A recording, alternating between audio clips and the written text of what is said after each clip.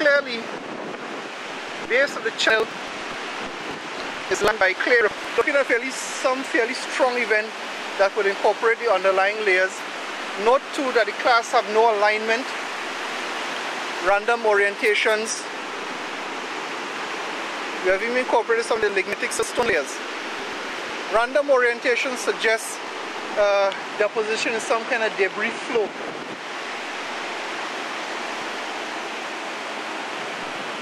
Again, note sand body here lined by abundant claystone class. In this particular case, the claystones are partially aligned. Here we see the bed from which the claystone class that we see within this sand layer have been removed from. Major amounts of load casting suggesting very rapid deposition.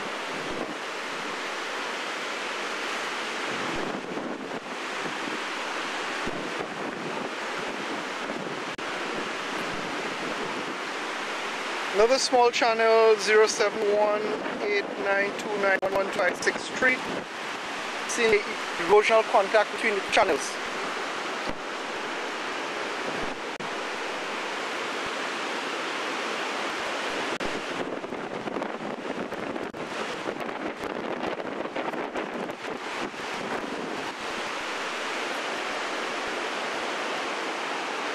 Edge of another channel sequence at 071892211256887.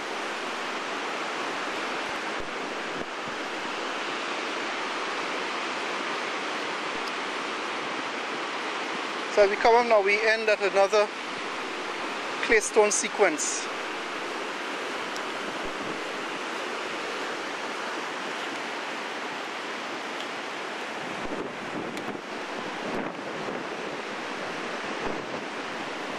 Within this area here now, we appear to be within Pleistocene type deposits.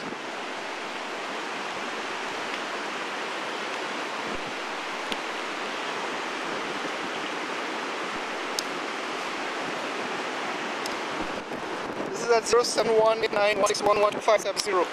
This out of 0718914125741. Very heavily validated sands and clays. Some appear to be parallel bedded, some have fairly dips. First signs of next sand 0718905115827. Parallel bedded, dominantly sandy, again trophus bedding. We see small zone rip-up class. Small, smooth-walled burrows suggesting thalassonoids. Burrows are parallel to bedding, suggesting fairly quiet environment with dominantly grazing. The fairly thick sand, probably of the order of about 20 feet. Again, we see the dominant crops pattern fill within our section.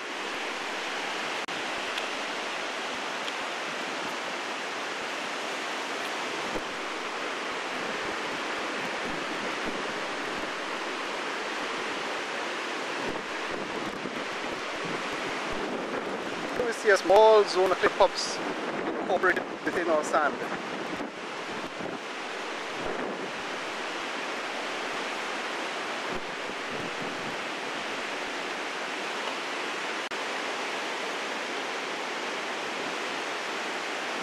Here we see a very abrupt change in thickness of one of our claystone beds, which is not associated with a fault.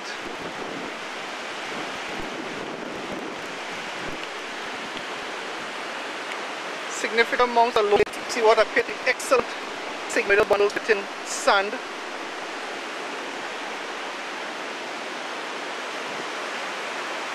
Fractures as usual are coated with some kind of black stain.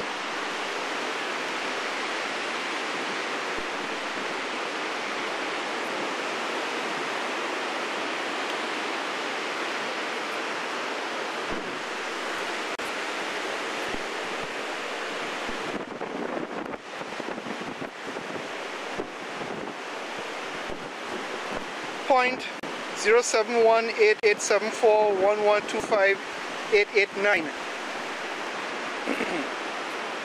Sequence appears to be getting sandier going up section. Here we have a beautiful example of Ophiomorpha with the very good clay pellets that tie in what get their chamber.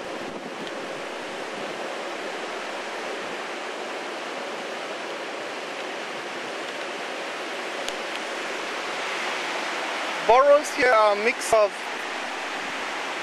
vertical and horizontal.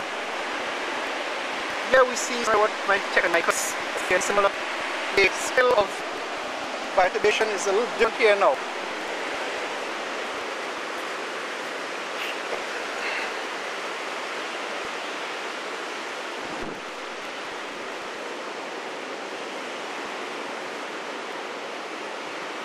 Very intensely biotubated sand.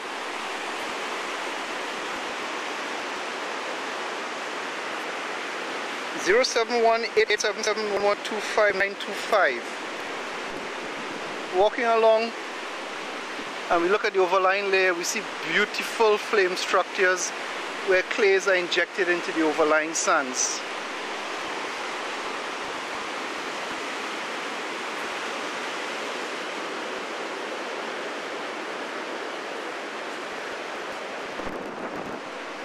Plan view of biotip surface.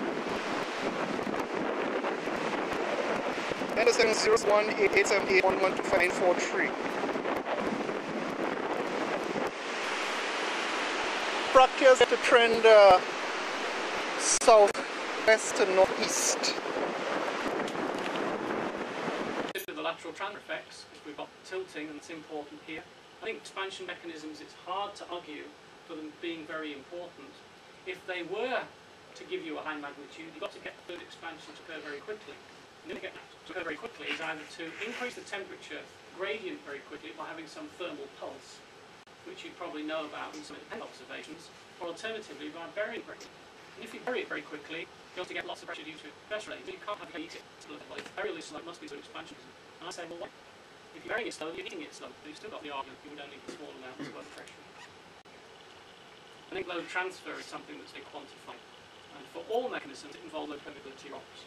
So if you can allow me another 10 minutes or so, I'll quickly say something about what we're doing on the modelling side and how we're trying to consider low permeability rocks from a basin model point of view. And it really underlies the pore pressure prediction. The basic assumption of pore pressure prediction is that the origin of the overpressure is this contact related or loading. Pore pressure